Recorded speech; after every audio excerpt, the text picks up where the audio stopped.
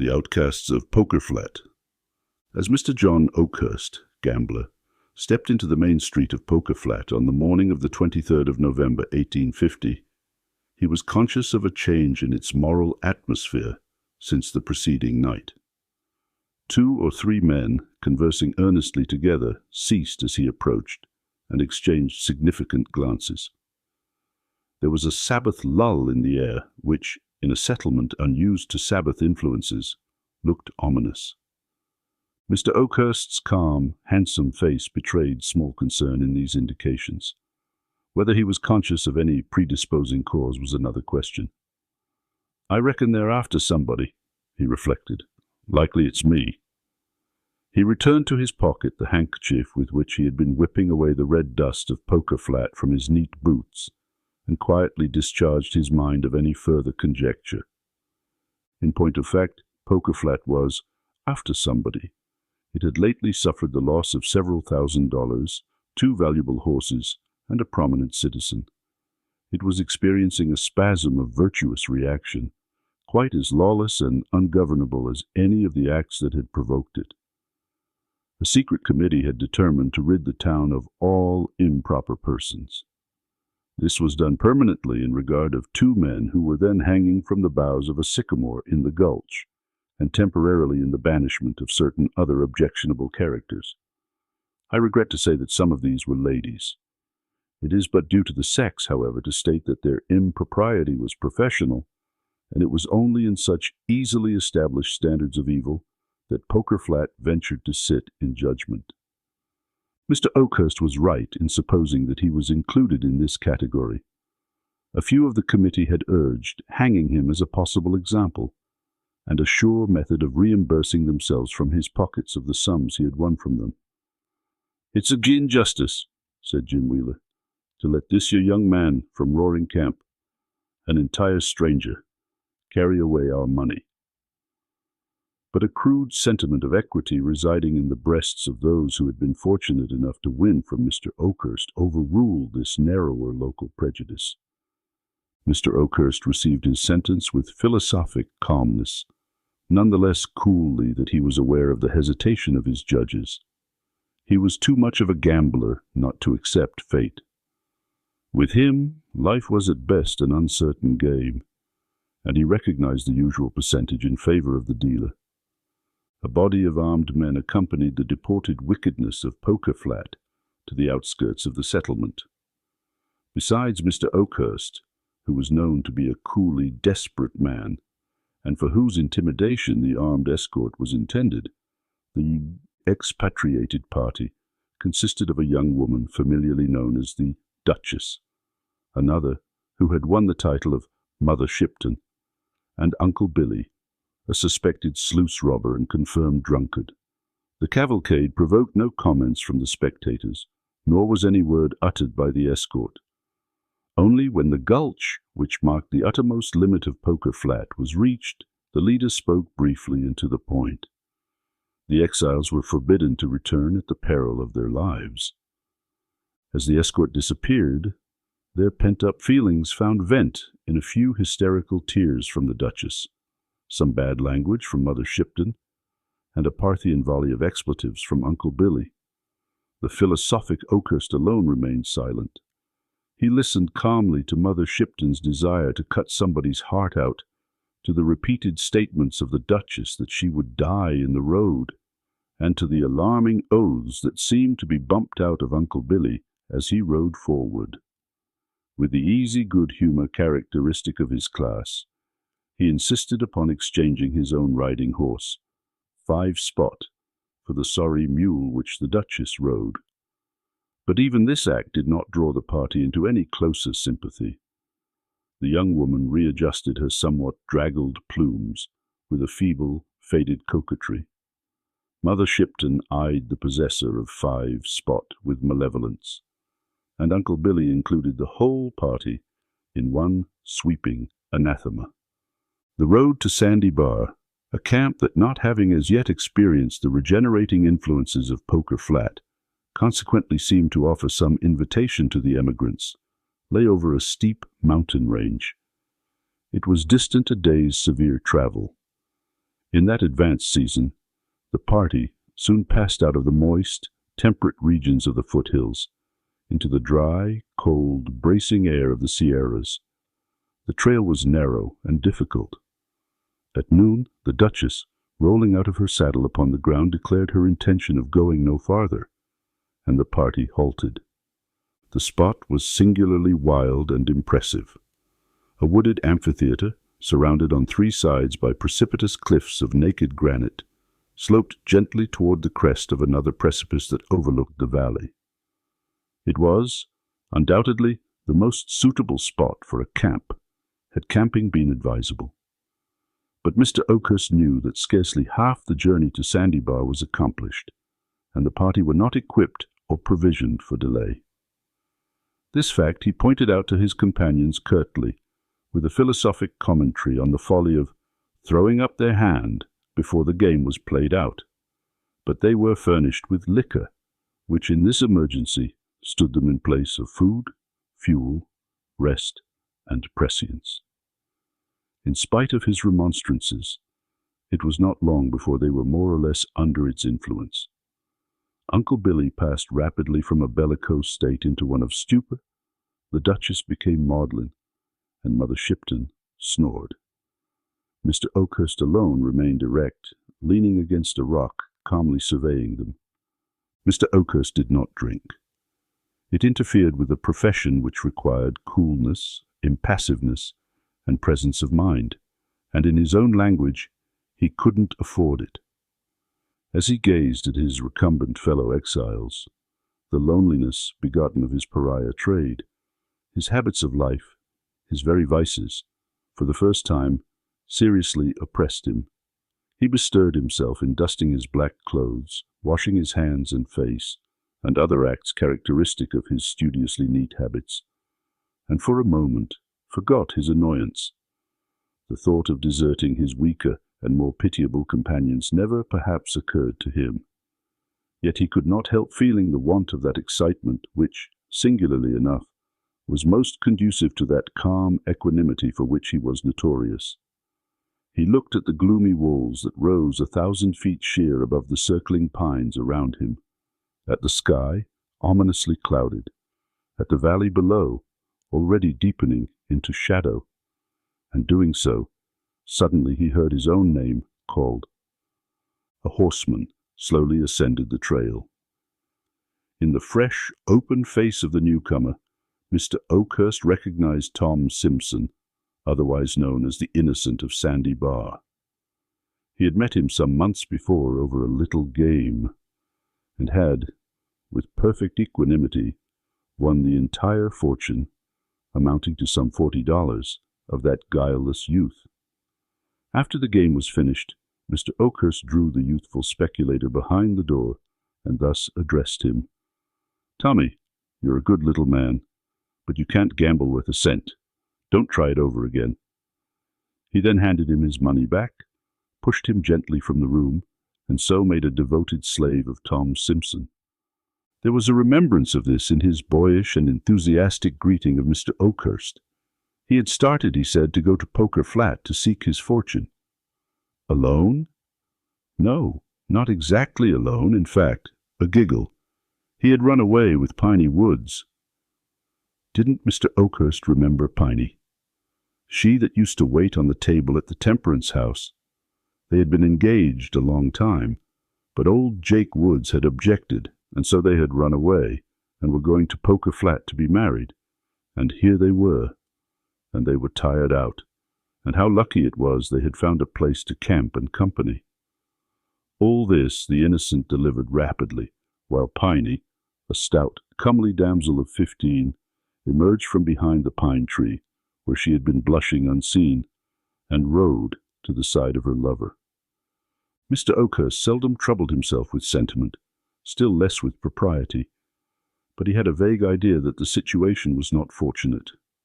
He retained, however, his presence of mind sufficiently to kick Uncle Billy, who was about to say something, and Uncle Billy was sober enough to recognize in Mr. Oakhurst's kick a superior power that would not bear trifling. He then endeavored to dissuade Tom Simpson from delaying further.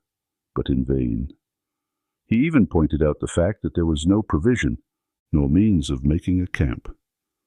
But unluckily, the innocent met this objection by assuring the party that he was provided with an extra mule loaded with provisions, and by the discovery of a rude attempt at a log house near the trail. "Piney can stay with Mrs. Oakhurst," said the innocent, pointing to the Duchess, "and I can shift for myself." Nothing but Mr. Oakhurst's admonishing foot saved Uncle Billy from bursting into a roar of laughter. As it was, he felt compelled to retire up the canyon until he could recover his gravity. There he confided the joke to the tall pine trees, with many slaps of his leg, contortions of his face, and the usual profanity. But when he returned to the party, he found them seated by a fire, for the air had grown strangely chill and the sky overcast, in apparently amicable conversation. Piney was actually talking in an impulsive, girlish fashion to the Duchess, who was listening with an interest and animation she had not shown for many days. The innocent was holding forth, apparently with equal effect, to Mr. Oakhurst and Mother Shipton, who was actually relaxing into amiability. "Is this year a damned picnic?" said Uncle Billy with inward scorn as he surveyed the sylvan group, the glancing firelight, and the tethered animals in the foreground. Suddenly, an idea mingled with the alcoholic fumes that disturbed his brain. It was apparently of a jocular nature, for he felt impelled to slap his leg again and cram his fist into his mouth. As the shadows crept slowly up the mountain, a slight breeze rocked the tops of the pine trees and moaned through their long and gloomy aisles. The ruined cabin, patched and covered with pine boughs, was set apart for the ladies. As the lovers parted, they unaffectedly exchanged a kiss, so honest and sincere that it might have been heard above the swaying pines. The frail Duchess and the malevolent Mother Shipton were probably too stunned to remark upon this last evidence of simplicity, and so turned without a word to the hut. The fire was replenished, the men lay down before the door, and in a few minutes were asleep. Mr. Oakhurst was a light sleeper. Toward morning he awoke benumbed and cold. As he stirred the dying fire, the wind, which was now blowing strongly, brought to his cheek that which caused the blood to leave it, snow. He started to his feet with the intention of awakening the sleepers, for there was no time to lose. But turning to where Uncle Billy had been lying, he found him gone. A suspicion leaped to his brain and a curse to his lips. He ran to the spot where the mules had been tethered. They were no longer there. The tracks were already rapidly disappearing in the snow.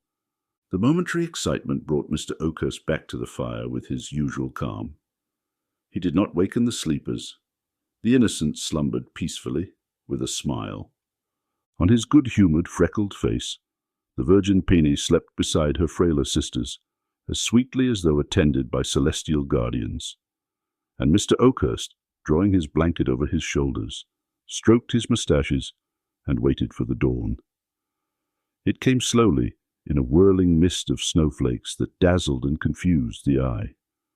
What could be seen of the landscape appeared magically changed. He looked over the valley and summed up the present and future in 2 words: snowed in. A careful inventory of the provisions, which fortunately for the party had been stored within the hut, and so escaped the felonious fingers of Uncle Billy, disclosed the fact that with care and prudence they might last 10 days longer. "That is," said Mr. Oakhurst, sotto voce to the innocent, "if you're willing to board us. If you ain't, and perhaps you'd better not, you can wait till Uncle Billy gets back with provisions." For some occult reason, Mr. Oakhurst could not bring himself to disclose Uncle Billy's rascality, and so offered the hypothesis that he had wandered from the camp and had accidentally stampeded the animals. He dropped a warning to the Duchess and Mother Shipton, who of course knew the facts of their associate's defection. "They'll find out the truth about us all, when they find out anything," he added significantly, "and there's no good frightening them now." Tom Simpson not only put all his worldly store at the disposal of Mr. Oakhurst, but seemed to enjoy the prospect of their enforced seclusion. "We'll have a good camp for a week, and then the snow will melt, and we'll all go back together." The cheerful gaiety of the young man and Mr. Oakhurst's calm infected the others. The innocent, with the aid of pine boughs, extemporized a thatch for the roofless cabin, and the Duchess directed Piney in the rearrangement of the interior with a taste and tact that opened the blue eyes of that provincial maiden to their fullest extent. "I reckon now you're used to fine things at Poker Flat," said Piney. The Duchess turned away sharply to conceal something that reddened her cheeks through its professional tint, and Mother Shipton requested Piney not to chatter. But when Mr. Oakhurst returned from a weary search for the trail, he heard the sound of happy laughter echoed from the rocks. He stopped in some alarm, and his thoughts first naturally reverted to the whiskey which he had prudently cached. "And yet it don't somehow sound like whiskey," said the gambler. It was not until he caught sight of the blazing fire through the still blinding storm and the group around it that he settled to the conviction that it was square fun. Whether Mr. Oakhurst had cached his cards with the whiskey as something debarred the free access of the community, I cannot say. It was certain that, in Mother Shipton's words, he didn't say cards once during that evening. Haply the time was beguiled by an accordion, produced somewhat ostentatiously by Tom Simpson from his pack, notwithstanding some difficulties attending the manipulation of this instrument. Piney Woods managed to pluck several reluctant melodies from its keys to an accompaniment by the innocent on a pair of bone castanets. But the crowning festivity of the evening was reached in a rude camp-meeting hymn, which the lovers, joining hands, sang with great earnestness and vociferation. I fear that a certain defiant tone and Covenanter's swing to its chorus, rather than any devotional quality, caused it speedily to infect the others, who at last joined in the refrain. "I'm proud to live in the service of the Lord, and I'm bound to die in His army." The pines rocked, the storm eddied and whirled above the miserable group, and the flames of their altar leaped heavenward as if in token of the vow. At midnight the storm abated, the rolling clouds parted, and the stars glittered keenly above the sleeping camp. Mr. Oakhurst, whose professional habits had enabled him to live on the smallest possible amount of sleep, in dividing the watch with Tom Simpson, somehow managed to take upon himself the greater part of that duty. He excused himself to the innocent by saying that he had often been a week without sleep. "Doing what?" asked Tom. "Poker," replied Oakhurst sententiously. "When a man gets a streak of luck, nigger luck, he don't get tired. The luck gives in first." "Luck," continued the gambler reflectively, "is a mighty queer thing. All you know about it for certain is that it's bound to change. And it's finding out when it's going to change that makes you. We've had a streak of bad luck since we left Poker Flat. You come along, and slap you get into it too. If you can hold your cards right along, you're all right. For," added the gambler with cheerful irrelevance, "I'm proud to live in the service of the Lord, and I'm bound to die in His army."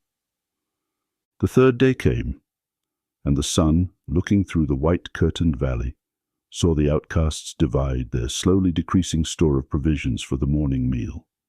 It was one of the peculiarities of that mountain climate that its rays diffused a kindly warmth over the wintry landscape, as if in regretful commiseration of the past. But it revealed drift on drift of snow piled high around the hut, a hopeless, uncharted, trackless sea of white lying below the rocky shores to which the castaways still clung. Through the marvelously clear air, the smoke of the pastoral village of Poker Flat rose miles away. Mother Shipton saw it, and from a remote pinnacle of her rocky fastness hurled in that direction a final malediction. It was her last vituperative attempt, and perhaps for that reason was invested with a certain degree of sublimity. It did her good, she privately informed the Duchess. Just you go out there and cuss, and see. She then set herself to the task of amusing the child, as she and the Duchess were. Pleased to call Piney.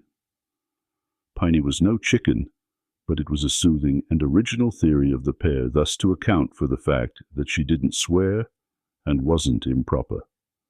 When night crept up again through the gorges, the reedy notes of the accordion rose and fell in fitful spasms and long-drawn gasps by the flickering campfire.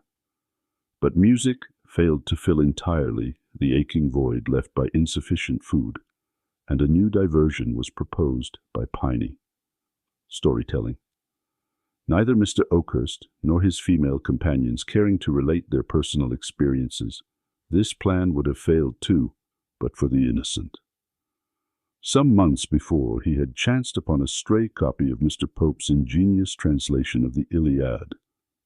He now proposed to narrate the principal incidents of that poem, having thoroughly mastered the argument and fairly forgotten the words in the current vernacular of Sandy Bar. And so for the rest of that night, the Homeric demigods again walked the earth. Trojan bully and wily Greek wrestled in the winds, and the great pines in the canyon seemed to bow to the wrath of the son of Peleus.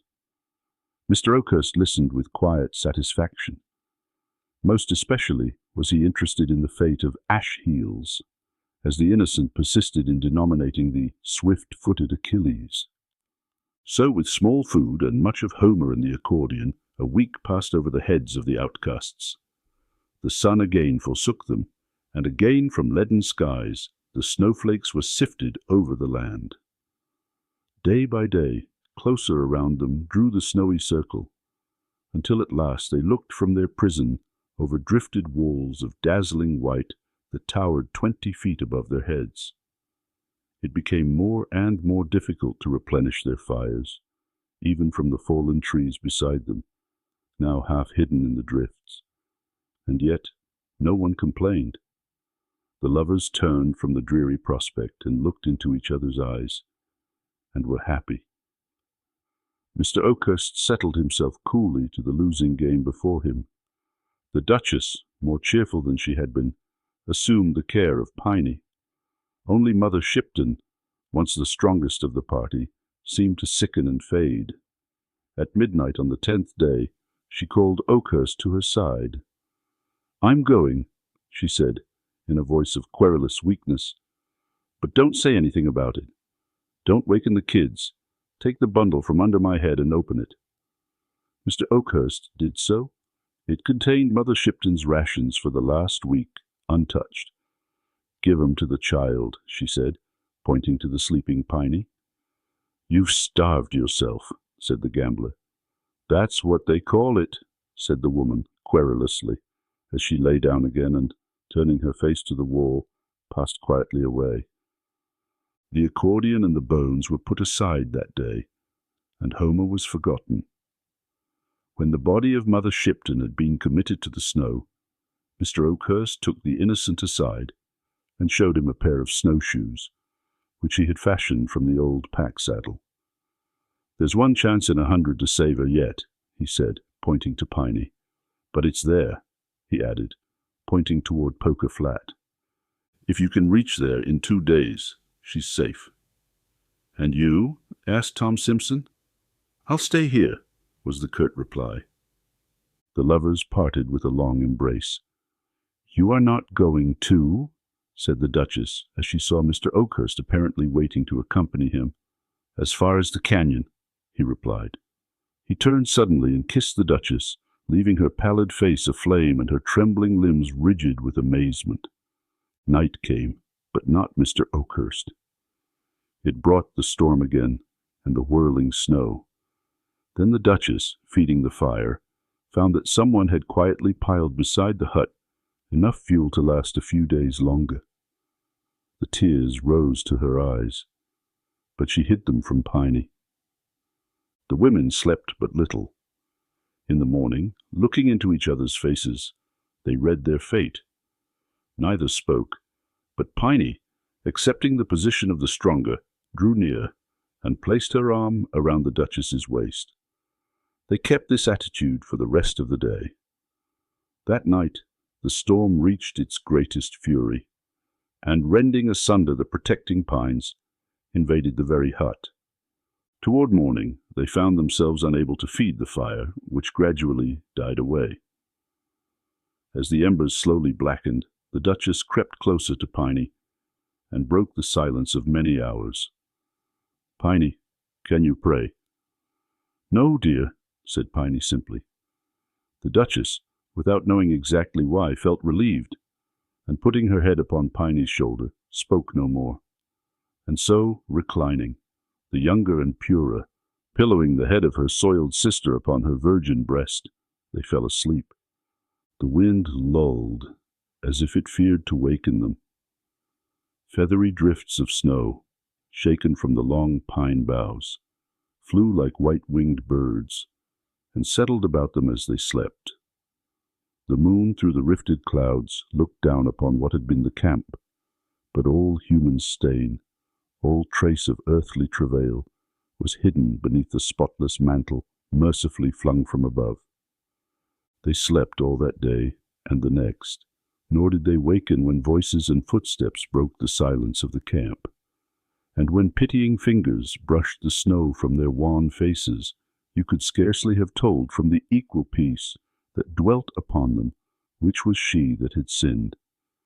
Even the law of Poker Flat recognized this and turned away, leaving them still locked in each other's arms. But at the head of the gulch, on one of the largest pine trees, they found the deuce of clubs pinned to the bark with a bowie knife. It bore the following, written in pencil, in a firm hand: "Beneath this tree lies the body of John Oakhurst, who struck a streak of bad luck on the 23rd of November, 1850, and handed in his checks on the 7th December, 1850. And pulseless and cold, with a derringer by his side and a bullet in his heart, though still calm as in life, beneath the snow lay he who was at once the strongest and yet the weakest of the outcasts of Poker Flat.